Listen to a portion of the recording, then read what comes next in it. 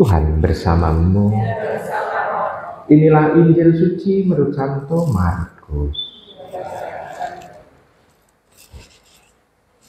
Pada suatu hari, datanglah kepada Yesus beberapa orang Saduki yang berpendapat bahwa tidak ada kebangkitan. Mereka bertanya kepadanya, "Guru, Musa menuliskan perintah ini kepada kita. Jika seseorang yang mempunyai saudara laki-laki mati dengan meninggalkan seorang istri tetapi tidak meninggalkan anak, saudaranya harus kawin dengan istrinya dan membangkitkan keturunan bagi saudaranya. Ada 7 orang bersaudara, yang pertama kawin dengan seorang perempuan, lalu mati tanpa meninggalkan keturunan, maka yang kedua mengawini dia, tetapi juga mati tanpa meninggalkan keturunan. Demikian juga yang ketiga, begitulah seterusnya, ketujuh-tujuhnya tidak meninggalkan keturunan. Akhirnya perempuan itu pun mati. Pada hari kebangkitan, bila mana mereka bangkit, siapakah yang menjadi suami perempuan itu? Sebab ketujuh-tujuhnya telah beristrikan dia." Jawab Yesus kepada mereka, "Kalian sesat, justru karena kalian tidak mengerti kitab suci maupun kuasa Allah. Sebab di masa kebangkitan orang mati, orang tidak kawin atau dikawinkan. Mereka hidup seperti malaikat di surga. Mengenai kebangkitan orang mati, tidakkah kalian baca dalam kitab Musa, yaitu dalam berita tentang semak berduri, bahwa Allah bersabda kepada Musa, 'Akulah Allah Abraham, Allah Ishak, dan Allah Yakub.' Allah bukanlah Allah orang mati, melainkan Allah orang hidup. Kalian benar-benar sesat." Demikianlah sabda Tuhan.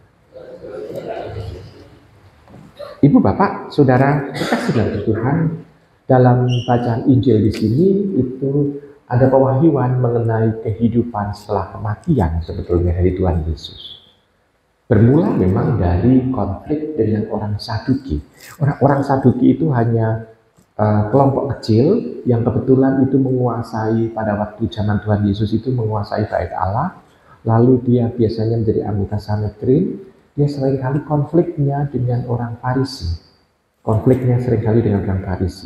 Tetapi karena ada Tuhan Yesus di sana yang mengajarkan juga mengenai pewartaan dari Allah, maka dia ingin untuk bertanya tentang hal ini kepada Tuhan Yesus. Walaupun isi pertanyaannya adalah sebetulnya tujuannya adalah untuk menjebaknya, yakni mengenai misalnya kebetulan ada tradisi soal perkawinan, yakni kalau misalnya ada laki-laki yang menikah dengan perempuan dan tidak punya anak, lalu laki-lakinya mati, adiknya laki-laki mempunyai kewajiban untuk menikahi perempuan itu untuk membangkitkan keturunan bagi kakaknya. Ini tradisi orang-orang Yahudi pada waktu itu zaman Tuhan Yesus. Tapi ini juga dasarnya dari kitab suci juga. Nah, kita bisa melihat orang Saduki ngomong seolah-olah itu bertanya, walaupun itu sebetulnya tujuannya menjebak. Kenapa? Karena pikiran orang Saduki itu, kalaupun itu misalnya ada kebangkitan, pasti situasinya seperti pada waktu sebelum adanya kebangkitan itu, yakni adanya kalau suami istri, ya kalau demikian suami istri itu ya selamanya begitu. Nah, padahal Tuhan Yesus mau mengatakan pada kita pewartaannya, justru pewahyuannya adalah begini. Perkawinan itu hanya ada di dunia saja, selesai di dunia. Setelah kebangkitan, tidak ada kawin dan dikawinkan, berarti tidak ada lagi perkawinan. Maka kita bisa melihat ibu bapak dan kekasih, ini sebetulnya mau mengingatkan kepada panjenengan yang hidup menikah, buatlah perkawinan ini bahagia gitu loh, di dunia ini. Jangan mikir di surga. Di surga kan kita mau bersama-sama, tetap bersama-sama. Enggak, di surga itu tidak ada kawin dan dikawinkan. Maka nikmatilah perkawinan itu adalah sebagai gerbang Anda mencicipi surga di dunia. Untuk suami istri ya, ini untuk suami istri. Yang masih jomblo itu ya terimalah nasibnya. Tapi yang single itu pilihan Anda. Kenapa? Kalau yang single itu kan sudah tahu bahwa tujuan hidup adalah bersama dengan Tuhan. Seperti kami memilih tujuannya hidup bersama dengan Tuhan, maka itulah yang selama-lamanya bersama dengan Tuhan. Jadi kalau pilihan itu single kan sudah berarti pilihan. Tapi kalau jomblo kan nasib gitu ya. Hendaknya dia juga bisa memilih sesuatu yang langsung dia kerjakan itu ya. Tetapi kita bisa melihat Tuhan mengatakan bahwa perkawinan itu selesai di dunia ini. Maka nikmatilah. Buatlah ini menjadi pintu gerbang. Namun jangan lupa bahwa perkawinan ini juga membuat Anda dalam melakukan itu ada di dalam koridor kesucian.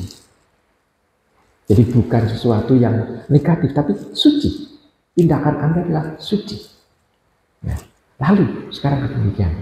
Tuhan sendiri mau mengingatkan kepada kita bahwa ternyata kematian bukan memusnahkan kehidupan, tapi kematian menjadi pintu gerbang untuk kehidupan bersama dengan Allah. Dikatakan dalam pewahyuan, ada Allah Abraham, Allah Ishak, Allah Yakub. Berarti mereka mengatakan itu karena Tuhan Yesus mengatakan seperti itu karena mau mengatakan bahwa Abraham, Ishak, Yakub sudah hidup bersama dengan Allah juga. Dan demikian kita bisa merasakan bahwa kematian tidak lagi menjadi hal yang menakutkan, tetapi justru menjadikan pintu untuk kehidupan intim dengan Allah. Walaupun di sana tidak dikatakan Allah Abraham, kalau gitu sama dengan Allahnya Sarah, enggak. Dijadikan satu nama Abraham, tetapi juga tentu saja itu juga Sarah juga diikutsertakan di sana. Walaupun tidak ada kawin dan dikawinkan, tetapi kan Sarah pada waktu hidup bersama dengan Abraham di dunia. Memang namanya nama laki-laki, tapi kita tahu sendiri bahwa ternyata yang perempuan juga ada di sana. Jadi jangan lalu mengatakan, kalau gitu dunianya di surga itu hanya milik laki-laki. Enggak, milik semuanya. Mau untuk mengatakan bahwa yang jelas adalah kedekatan, keintiman dengan Allah. Nah, Tuhan Yesus mau menghargai orang Saduki seperti itu. Bahwa hidup, kawin dan dikawinkan tidak akan terjadi setelah kematian. Tuhan Yesus sendiri mau menjelaskan kepada kita, hidup manusia yang sudah bersama dengan Allah laksana seperti malaikat. Nah, kalau kita ditanya, malaikat itu laki-laki atau perempuan? Kalau melihat gambar Mikael pelindung parogi kita, laki-laki. Tetapi pada saat istilahnya itu Natal gitu ya, Gabriel. Kalau dalam misalnya itu drama atau apa, selalu mencari sosok perempuan, tak pernah yang namanya laki-laki. Rafael, teman dari Tobia, jelas itu digambarkan sosok laki-laki juga. Tetapi kita tidak tahu laki-laki atau perempuan. Ibu bapak saudara sedang Tuhan. Demikian juga sekarang kalau ditanya setan iblis itu laki-laki atau perempuan?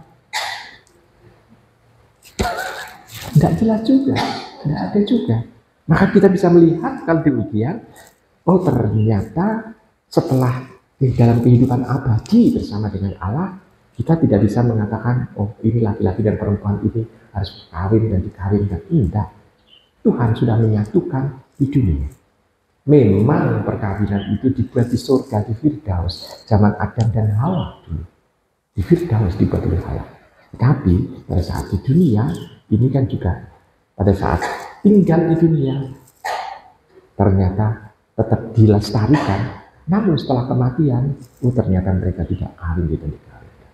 Ya, untuk itu marilah kita mencoba untuk merenungkan itu. Ternyata Tuhan itu ternyata memberikan misalnya warta kebaikan untuk kita, keselamatan untuk kita. Misalnya itu bukan hanya keselamatan, tetapi juga kebahagiaan betul untuk kita. Maka ibu bapak saudara kasih dalam Tuhan, untuk Anda yang menikah, jadikanlah perkawinan Anda di dunia ini menjadi pintu gerbang menuju kepada kebahagiaan Anda. Sedangkan kematian adalah pintu gerbang kebahagiaan bersama dengan Allah. Maka marilah kita merenung itu semua. Amin.